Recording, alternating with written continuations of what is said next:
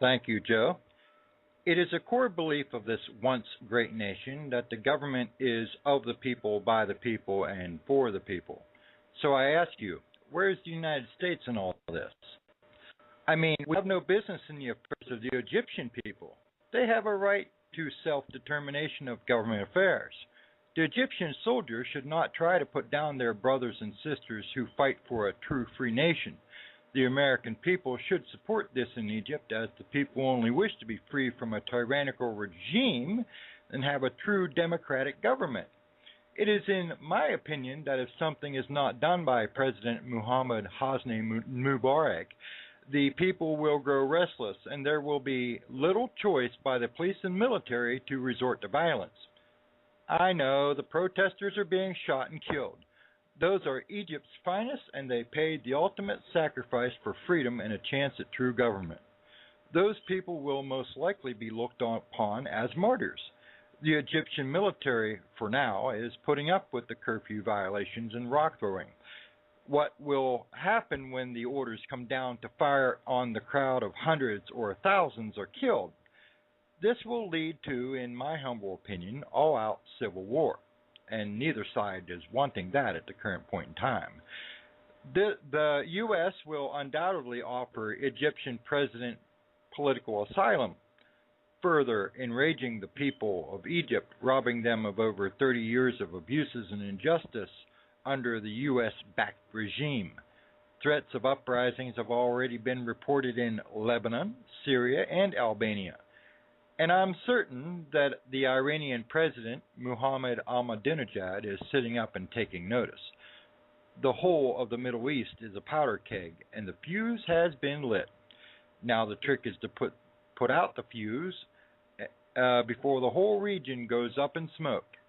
Israel is remaining very silent about these various uprisings, as this could be potentially very deadly, as Israel is seen by many Arab countries to be one of the many root causes of destabilization and destruction in the Middle East, that is in league with the white devil known as the United States. This, folks, is an Illuminati wet dream scenario. Let me explain. The Department of Homeland Security will be phasing out the National Alert Color Code system and will be going to a regional system. This way, certain areas of the country can be under several different alerts. The way I see it, violence in the Middle East will get blamed on the U.S. and Israel, creating a very large breeding ground for real terrorists, not like the fake ones we hear on the mainstream media. This could spill over worldwide, including the shores of the United States, causing terrorist attacks and at least a false flag or two. Lock down one or two areas, then bam, lock them all down. After all, the Web butt did say the marches in March. Could these marches be more Middle East related? The Web butt also warned of full-scale riots by the end of summer and went on to say that Thanksgiving, few will be thankful. I personally predict Valentine's Day 2011 as the point of no return and April Fool's as the tipping point. Both of those are pagan holidays close to the Illuminati heart. April Fool's will be a tipping point not only in Mideast and U.S. relations, but to our economy as well. Time is growing short. I don't have time to sugarcoat anything or hold your hand. If you need your hand held at this point, then may I recommend a PBS show, Teletubbies or Sesame Street. It is most definitely time to turn off that high-definition plasma indoctrination box commonly called a television and step out of Mr. Obama's neighborhood of make-believe and back to reality. Joe, back to you. The neighborhood of make-believe. Boy, that's a little after your time, though, Griff. I don't know if you know about that. Joe, let me ask you about Teletubbies. I think that's evil. I can't stand to have it on the screen. I swish past it and I feel it. Something Griff, very evil about that. Why in the hell does it even grace your screen's present? I'm wondering. I'm changing channels and I pass it. How does that come to be? You don't know the guide function on that thing, man? Come on. Well, I can't explain it, but I feel pure evil every time I see or hear Teletubbies. You should, man. That should have been the first sign that we're going to hell in a handbasket when the I guess so. Teletubbies came on the television screen. You know, but thank you, John, for getting us on a conversation about Teletubbies. That is very good. Appreciate that. Alex Love you Jones is having the purple Teletubby on, by the way. Thanks, Bob. The purple Teletubby on Alex Jones. Woo! Isn't that the gay one, Tinky Winky? Oh boy. Must I think we go it there? is the gay one. Griff, is that what we say? Is that the term that we use? What is that? Gay? I thought we used queer on this show. No, I think we should use the term queer. Okay, queer is good. Queer is good. Yeah. Let's go to Jim. Jim in Amarillo. Jim? Yeah. Live on the... Go ahead, buddy. How's it going down there? Well, we've had some beautiful weather here, but it's kind of cold today, but it's still good weather for Amarillo.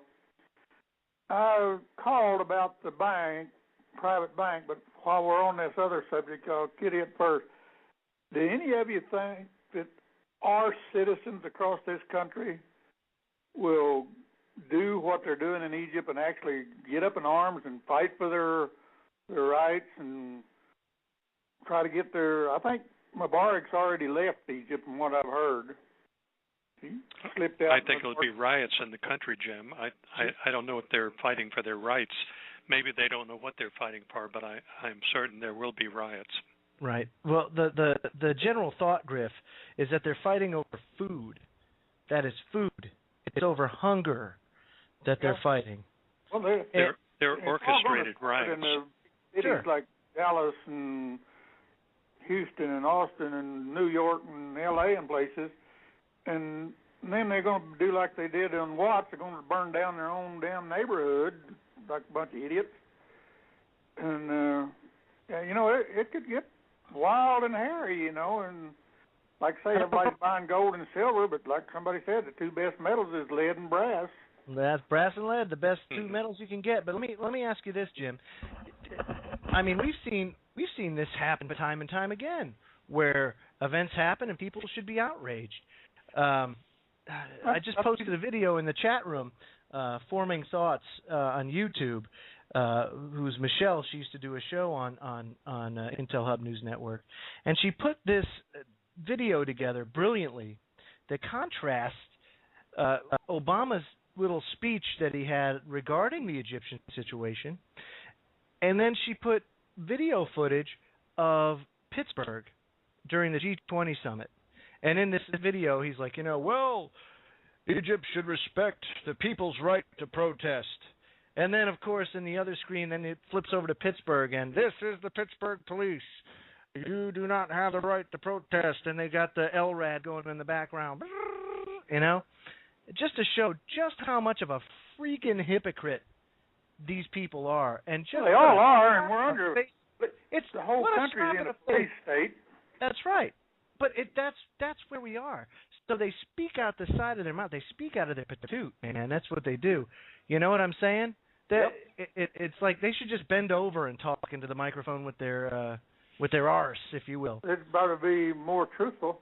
Yeah. If the people want to go look at that video that you're referring to, they can look at it by going to the freedomlinkradio.com and clicking on the post entitled Obama's True Colors. Right, and I just posted the link in the chat room as well, folks. But, Jim, to answer your question, I think until you have the entitlements, stop. Until food stamps, stop. Until welfare stops. Until the safety net stops, I don't think you're going to have people really giving a crap about anything. Hence the reason why Kuwait did what they did, paying people $3,500 and giving them free food for a year just to keep them settled down. And that was one of the latest things because Saudi Arabia is starting to have protests. Well, I think that I saw somewhere the other day that 40% of the people in this country are on some kind of entitlement program. In one way, shape, or form. I don't know what the exact numbers are. I know upwards of 40 million plus people are on food stamps. I do know that. You take and I'm not and all the other things that they're on. See, and just like we're talking about the price of oil over there, I think we ought to just, trade them a bushel of wheat or a bushel of corn for a barrel of oil. No, that's right. And it's not about, that's one of the misconceptions, and I want to bring this up because Marine for Jesus in the chat room said those people don't want freedom. It's not about freedom, and they're absolutely right. It's not about freedom over there. This is not about freedom at all. So it's strictly about protesting. It's about survival, and I think it's crazy. It's corruption. It's saying to these dictators, screw you. But the problem that you're going to have here in Egypt is that what's going to be put in its place? And how does that play into the game? How does that play into these banksters and the powers that be? How does it play into their hand? Because if we get rid of them by hanging them from a cross arm or a tall cottonwood limb, they're just going to kind of hunker down and wait till it's all settled, and then they'll just come out and start all over again. They built all these underground bunkers all over the country to go That's to. Right. That's right, they have. So you see that there's some sort of preparation in place. Well, they've been making preparations, and they're stocking them with. Actually, I've seen some videos on there where they're bringing semi-loads of supplies into these things. Well, maybe we can just bomb the gate to the thing and keep them in there forever. Wouldn't that I was be going nice to say seal the doors from the outside, Jim. Yeah, we seal those suckers from the outside with some landslide or something. That's what they did in the Dirty Dozen. They bolted the doors. Yeah. Yeah, it'll work. Yeah. That's been my thinking all along, man. I ain't going into one of those holes. I've got claustrophobia. I used to work dextropium. I'm not scared of heights, but you get me in a tight spot, and I'm going to tear it up or get out. No, you mentioned a while ago about the banks. There is a bank in Hill City, South Dakota, that does not deal in FRNs. They only deal in gold and silver coin, and they're the most profitable bank in the country. And people can bring their gold and silver there and deposit it. They don't do any fractional banking, and it's called the Lakota State Bank, I think. And anybody can bank there. They don't have to even live in South Dakota. But they do. Is it on the reservation? I suppose it is. Griff, it would almost have to be, yeah. But anybody they would have legal exemption if they were on the reservation. But anybody can bank there. You don't have to. They do business all over the country. And but hell, we're all on the reservation, so why can't we all do it? The reservations have legal exemptions, and they can do things there outside of the laws of the United States. Yeah, that's right. I know. But the way we've treated these Indians is unspeakable. But I think it's what goes around comes around, and I'm not sure they're not going to come around. And I very seldom watch the State of Union, but I wanted to know what he was going to say that night. And I don't even have TV. I had it shut off 4 or 5 years ago, and I went to my girlfriend's house and watched it. And all that was a campaign speech. There wasn't anything about the State of the Union, and most everything he said was untrue. The State of the Union is, first of all, it's supposed to be a State of the Union. Yeah. That means it's supposed to be a condition report, if you will, about how it is. There was nothing in there. There was nothing about the State of the Union. It was about love, peace, and harmony, and either we can all get along or we're all going down together. No. You know, just... When they talk about the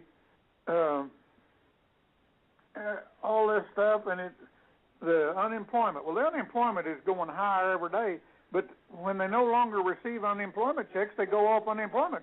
So according to the government numbers, they're no longer unemployed. So this thing's up somewhere around 15-20%. No, you're absolutely right, Jim. You're absolutely right. You can prove anything with numbers. 'Tis true. And Jim, can it continue to go on like this, do you think? Not very long. I mean, it's got. I look for it to. I've been looking for it to crash